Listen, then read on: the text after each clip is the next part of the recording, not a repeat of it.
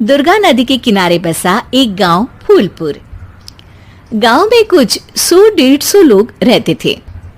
अंजलि, जो कि पास ही के जिले में रहती थी और 12वीं पास कर चुकी थी, उसके पिताजी ने बेटी को जल्दी विदा करने के लिए उसकी शादी फूलपुर गांव के मुकेश से करवा दी थी।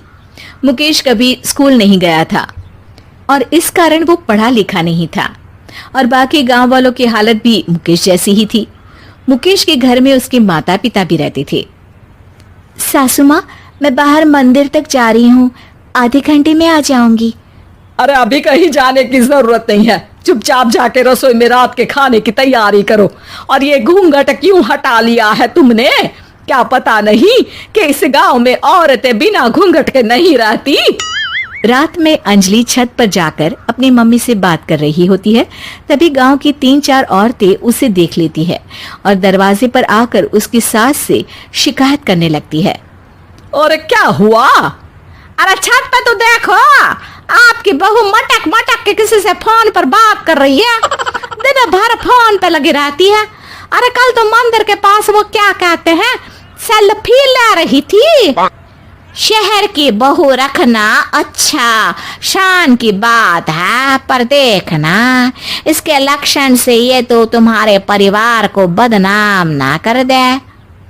ये पहली बार नहीं था जब सास से गांव के लोगों ने अंजलि की बुराई या शिकायत नहीं की हो।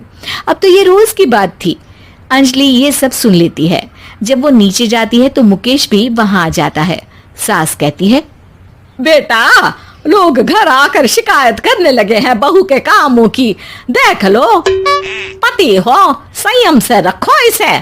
माँ जी, मैं तो अपनी माँ से बात कर रही थी, क्योंकि यहाँ कोई बात करने लायक ही नहीं है और अब मैं माँ के पास ही रहूंगी। वहाँ क्या रहना, वहाँ बाहर के लोग तो ठीक है, पर घर के लोग भी इज्जत ना दे सके। अरे नहीं नहीं अंजलि, ऐसा नहीं है, धीरे धीरे सब ठीक हो जाएगा, तुम फिक्र ना करो। अरे बस कुछ बोलना ही नहीं है, सर पे चढ़ा रखा है बहू को। सास मुकेश की नरम बात सुन के वहां से मुंह चढ़ाकर चली जाती है। मैं तो कहती हूँ हम दोनों शहर चले जाते हैं। मैं पढ़ी लिखी हूँ, मुझे वहाँ नौकरी भी मिल जाएगी और थोड़े दिनों में आप भी वहाँ कुछ काम ढूंढ लेना। अरे नहीं नहीं अंजलि, हम यहाँ ना गांव का खेत, माँ पिताजी को छोड़कर शहर नहीं जा सकते। माँ पिताजी को कैसा लगेगा और गांव वाले क्या सोचेंगे? ये कहकर मुकेश सोने चला जाता है और अंजलि की गांव वालों द्वारा बुराई का सिलसिला बहुत दिनों तक चलता ही रहता है। लेकिन अंजलि गुस्सा ना दिखाते हुए समझदारी से काम लेती है। बारिश का मौसम चालू हो जाता है। जोरदार बारिश से पूरे गांव में हाहाकार मच जाता है। दुर्गा नदी में बाढ़ आ जाती है और बाढ़ का पानी पूरे गांव की फसल तबाह कर देता है।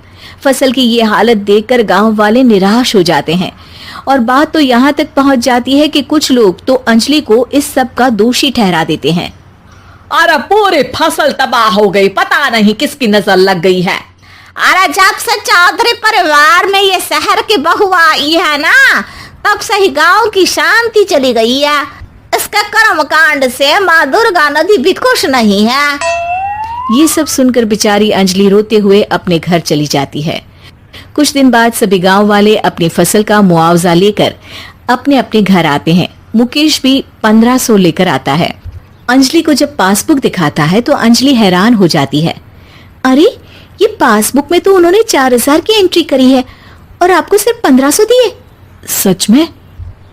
अरे, वो सरकारी अफसर आपको बेवकूफ बना रहे हैं। सरकार की तरफ से हमें 4000 मिले हैं, लेकिन बाकी का सारा पैसा खुद ही खा रहे हैं। आप लोग के अनपढ़ होने का फायदा उठा रहे हैं। ये सब सुनकर मुकेश परेशान हो जाता है, लेकिन अंजलि उसे हिम्मत से काम लेने को कहती है और सुबह होते ही मुकेश को पंचायत कार्यालय ले जाती है और साथ में गांव के और लोगों को भी। आप सरकारी बाबू क्या गांव के लोगों को बेवकूफ समझते हैं? आपको क्या लगता है ये पढ़े लिखे नहीं है तो आप कुछ भी मनमानी करेंगे? ये बेचारे दिन रात इतनी मेहनत करते हैं, ये हमारे अन्नदाता हैं और आप इनके साथ ऐसा धोखा करते हैं। अरे क्या बके जा रही है ये लड़की, किस धोखे की बात कर रही है? अपने कांड करके नदी माँ को नाराज करके हमारा नुकसान करके इसे चैन नहीं मिला क्या? सरपंच जी, इन सरकारी बाबू ने मुझे बेवकूफ बनाया है और मेरे हिस्से के पैसे खुद चट कर गए। बस ये सुनते ही सरपंच वहां से दुम दबाकर भाग जाता है। पता चलता है कि जनपद अधिकारियों ने गांव के सरपंच के साथ मिलकर सबके साथ धोखा किया है। सब लोगों का विरोध शुरू हो जाता है और आखिर में अधिकारी सब गांव वालों के हिस्सों के बचे हुए पैसे उन्हें लौटा देते हैं और कई दिन तक सरपंच गांव में लौटता ही नहीं। अंजलि, तुम नहीं होती तो हम गांव वालों को तो पता ही नहीं चलता कि ये हमें हर बार बेवकूफ बनाते हैं।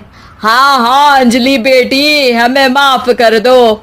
हम सब तुम्हें बुरा भला कहते रहे, लेकिन तुमने ही आज हमें बेवकूफ बनाने से बचाया है। हमें तुम पर गर्व है बेटी। अब समझ आया कि सरपंच तुमसे नहीं, तुम्हारे पढ़े लिखे होने से नफरत करता था। क्यों ना इस बार हम अंजलि को ही सरपंच पद के लिए चुन ले। क्या कहते हो गांव वालों? पढ़ी लिखी सरपंच।